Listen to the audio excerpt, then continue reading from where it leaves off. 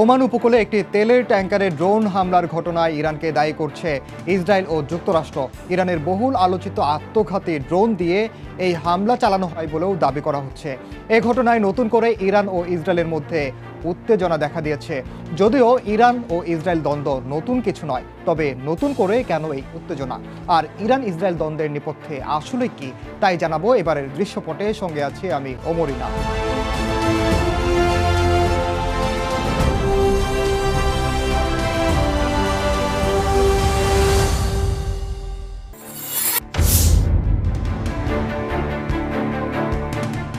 মধ্যপ্রাচ্যের ওমান উপসাগরে সোমবার স্থানীয় সময় সকাল 10টার দিকে একটি তেলবাহী ট্যাঙ্কারে ড্রোন হামলার ঘটনা ঘটে। পরে জানা যায় জাহাজটি ইসরায়েলের গ্যাস তেল বহনকারী ট্যাঙ্কার, যেটি লাইবেরিয়ার পতাকাযুক্ত প্যাসিফিক জিরকন নামে পরিচিত। ট্যাঙ্কারটি পরিচালনা করে সিঙ্গাপুর ভিত্তিক প্রতিষ্ঠান প্যাসিফিক শিপিং। এই কোম্পানিটির মালিক ইসরায়েলি ধনকুবের ইদান ওফার।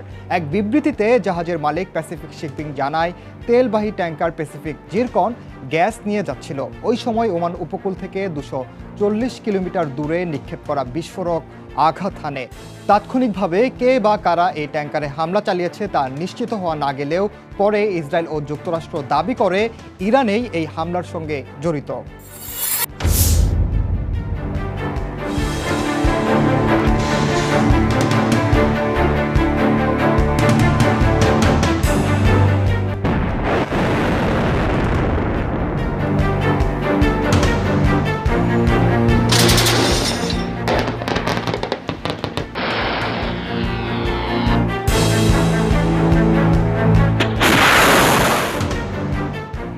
তেলবাহী ট্যাঙ্কারে হামলার ঘটনায় ইসরায়েল জানায় সুইসাইড ড্রোন থেকে ওই হামলা চালানো হয়েছে।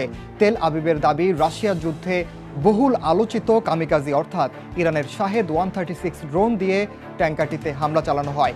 ইউক্রেন যুদ্ধ প্রমাণ করেছে ইরানের ড্রোন কার্যক্রম আসলে কত উন্নত। যদিও ইরানি ড্রোন ব্যবহারের কথা অস্বীকার করেছে রাশিয়া, তবে ইসরায়েলি এক কর্মকর্তা বলেছেন রাশিয়ায় পাঠানো ড্রোন আর তেলের ট্যাঙ্কারে হামলা করা ড্রোনের মডেল একই। যুক্তরাষ্ট্রের সেন্ট্রাল কমান্ড এক বিবৃতিতে জানায়, জাহাজটিতে আঘাত করা ধ্বংসাবশেষ বিশ্লেষণ করে শাহেদ সিরিজের কামিকাজি ড্রোন ব্যবহারের প্রমাণ মিলেছে। মার্কিন জাতীয় নিরাপত্তা উপদেষ্টা জ্যাক সুলিভানের মতেও ইরানি এই ড্রোন হামলার সঙ্গে জড়িত। তিনি বলেন, এই হামলার কোনো যৌক্তিকতা নেই। ইরান যদিও বরাবরই এই ধরনের কাজ করে আসছে এবং সর্বশেষ এই হামলা তাদের বৃহত্তর অস্থিতিশীল কার্যকলাপের একটি অংশ মাত্র বলেও মনে করেন সুলিভান। তিনি আরও বলেন, তারা যে তথ্য পেয়েছেন তা পর্যালোচনা করার পর তারা নিশ্চিত হয়েছেন যে হামলায় ইরানের ড্রোন ব্যবহার করা হয়েছে। এই কামিকাজি ড্রোনে ইরান রাশিয়ায় সরবরাহ করেছে। তিনি সতর্ক করে দিয়ে বলেছেন, ইরানের এই আচরণ আন্তর্জাতিক শিপিং, বাণিজ্য এবং এই গুরুত্বপূর্ণ জলপথে চলাচলের স্বাধীনতাকে হুমকির মুখে ফেলেছে।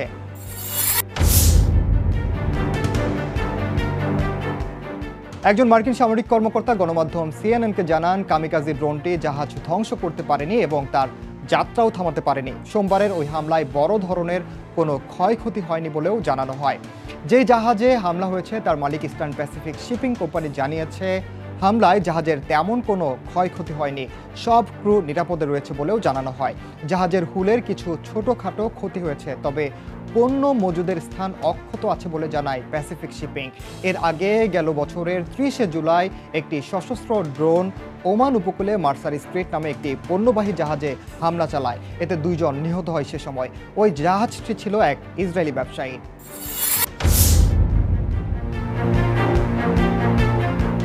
ইসরায়েলের দাবি, মূলত কাতার বিশ্বকাপ উপলক্ষে অস্থিরতা তৈরির লক্ষ্যে এই ড্রোন হামলা চালিয়েছে ইরান। ইসরায়েলি এক কর্মকর্তা আরও বলেন, তেল আবিব এই হামলাকে উপসাগরীয় অঞ্চলে ইরানের উস্কানি হিসেবেই বিবেচনা করছে। এটি শুধু ইসরায়েলের বিরুদ্ধে আক্রমণ নয়, উপসাগরীয় অঞ্চলে ইরান সব সময় এমন করে থাকে বলেও অভিযোগ ইসরায়েলের। তাদের উদ্দেশ্য এই অঞ্চলের স্থিতিশীলতা ব্যাহত করা এবং কাতার বিশ্বকাপের ইভেন্টগুলোকে প্রভাবিত করার চেষ্টা করা।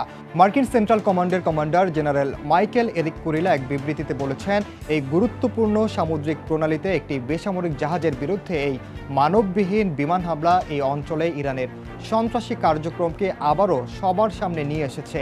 ইরানের দিকে আঙুল তোলা হলেও এখন পর্যন্ত কোনো মন্তব্য করেনি তেহরান।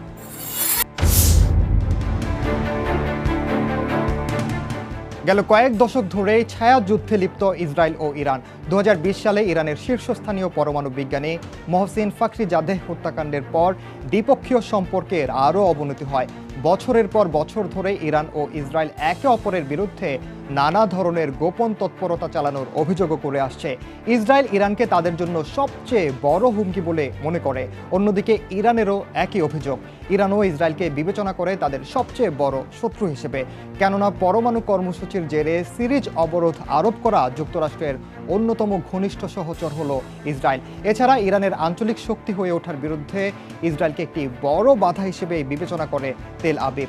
2020 সালে ইরানের শীর্ষস্থানীয় পরমাণু বিজ্ঞানী মহসিন ফাখরিজাদেহ হত্যার জন্য ইসরায়েলকে দায়ী করেন ইরানের নেতারা।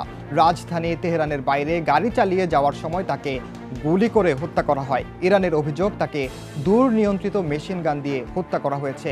ইসরায়েল একদিকে এই অভিযোগ স্বীকারও করেনি, আবার প্রত্যাখ্যানও করেনি। 2007 সালের পর ইরানের 5 শীর্ষস্থানীয় পরমাণু বিজ্ঞানী খুন হয়েছেন। মহসিন ফাখরিজাদেহ তাদের মধ্যে পঞ্চম। ইসরায়েলি গুপ্তচর সংস্থা মোসাদের সাবেক এক প্রধান বলেন, এই বিজ্ঞানী বহু বছর ধরেই ইসরায়েলের অন্যতম টার্গেট ছিলেন। তার বৈজ্ঞানিক জ্ঞানের কারণে ইসরায়েলি গোয়েন্দা সংস্থা উদ্বিগ্ন ছিল। পশ্চিমা গোয়েন্দা সংস্থাগুলোরও বিশ্বাস, ইরানের গোপন পরমাণু অস্ত্র তৈরি করার জন্য প্রধান ব্যক্তি হিসেবে কাজ করছিলেন মহসিন ফাখরিজাদেহ।